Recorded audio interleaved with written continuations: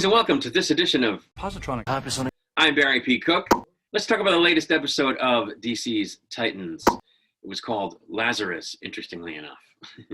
So we see that Crane did get away from the woods after first running into some kind of force field and getting knocked down when the GCPD showed up and stopped the fight between Red Hood and Nightwing. And we see he and Red Hood arguing post that encounter about the overall plan, which I guess Crane envisions as a plan to scare everyone and then rescue them and then be like the savior figure, which is kind of a silly plan. And we've seen it on other shows before, Batwoman included.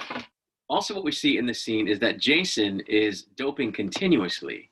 So it isn't that he just took that one dose of the anti-fear toxin the night that he was killed by Joker. Now that he's come back, he's still dosing with whatever this formula is, but it's now a formula that Crane is giving him. It's not one he's making himself. So we don't really know if it's the same formula that he made, that he took before he went and got killed by Joker, or if it's something else that Crane is giving him. And I think it is. I think Crane is manipulating him for his own ends and has put other stuff in there that's helping him do that, but that remains to be seen. We flash back to 3 months earlier, and Jason has a dream, a nightmare in which Donna shoots him. And it turns out he'd been having these sort of visions for weeks. So per Bruce, he needs to see Dr. Leslie Tompkins, who is a psychologist, who was played by Marina Baccarin in Gotham, who on that show winds up with the young James Gordon. But anyway, he doesn't really want to do that. He doesn't believe in psychologists. So he goes off with a friend of his named Molly, who may or may not be Miracle Molly, which is in the comics, who is, I should say, a Batman villain, or if it's just a reference to a character who was simply named Molly in the 1966 Batman show, who was a henchman of the Riddler that at one point impersonated Robin, which is weird with a like fake mask and everything. Or it could just be that she's named Molly. We don't know, but those things are also possible. Anyway, he teams up with this Molly to go and do recon on a Joker goon who is apparently grabbing kids. He confronts him and gets pistol whipped. He gets caught off guard and gets pistol whipped. And then he gets his ass kicked by this goon. And I'm calling BS on that because I think it's possible Jason might have gotten caught off guard for a split second, but that he wouldn't then get up and kick this guy's ass didn't make sense to me. But anyway, he doesn't. He then decides, okay, I'm going to go see this doctor.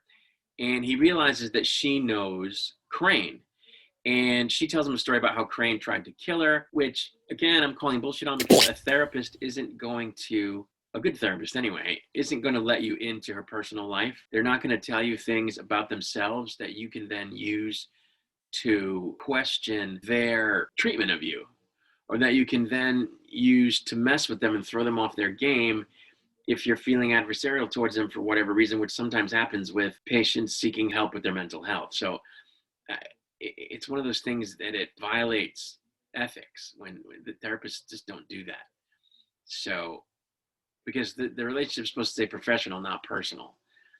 Otherwise, treatment isn't valuable. It doesn't work. So, yeah, I don't think a real therapist would have done that. So I'm calling BS on that. Anyway, Jason then goes looking through some of Batman's trophies that he's taken from the Gotham supervillains. And we got to see Ventriloquist's dummy, which I guess is called Scarface, Two-Face's coin, Catwoman's visor and whip, Ra's al Ghul's sword, Crane's mask, and a vial of fear toxin, as well as Joker's cards.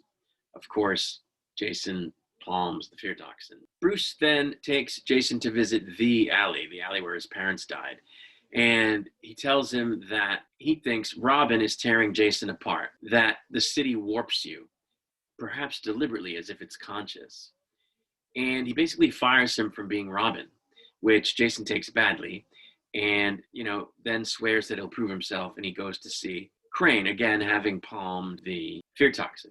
He asks Crane to make him an anti-fear potion, and Crane, from this, immediately figures out where it came from. He recognizes that, oh, that particular vial of my fear toxin was taken by Batman. So if you got it from Batman, then you must know Batman. And if you know Batman, you're probably Robin. And I wasn't buying that either. I didn't think he would have made that leap right away, that he would necessarily have known where that vial came from and then made the following deductions automatically. I didn't think that made sense. But Jason then makes a deal with Crane for the formula that he wants and agrees to get Crane out of Arkham and tell him everything there is to know about Batman. He then uses the formula to make a potion. He has to adjust it a number of times, but he makes it, and it purges him not only of his fear, but of all feeling, he says. So then we know what happens from there. He goes out, try to get Joker, he gets killed. And now we actually see where Crane's henchmen did take Jason from the morgue and dumped him in a Lazarus pit, which is what I was thinking from the beginning. And I was thinking that because that's what happened in the comics. He's brought back to life via Lazarus pit. But of course, in the comics, it's done by Ra's al Ghul in Nanda Parbat, not in the middle of Gotham by some thug who's using a leftover pit that nobody ever discovered after Ra's al Ghul was dealt with or whatever. It's just, a contrivancy for the story so that they don't have to bring up the whole Nanda Parbat thing and show what really happened in the comics, which was that Jason spent some time with the League of Assassins. Anyway, when Jason wakes up, this is when Crane first gives him the special batch. He says, this is a special batch of the time. Yeah, I bet it is. Of the anti-fear potion. And basically makes him into Red Hood by the things that he's saying and the conversation that they have.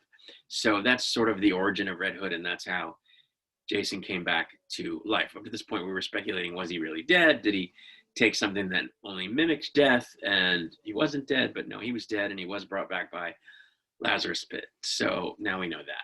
What we don't know is exactly what Crane gave him, as I was saying. And that's something that could come up later. Jason then goes after the thug that had beat him up previously and kills him. He rescues the missing kid that Molly had told him about, the kid that he originally went and visited the thug about to begin with, and takes the kid to her.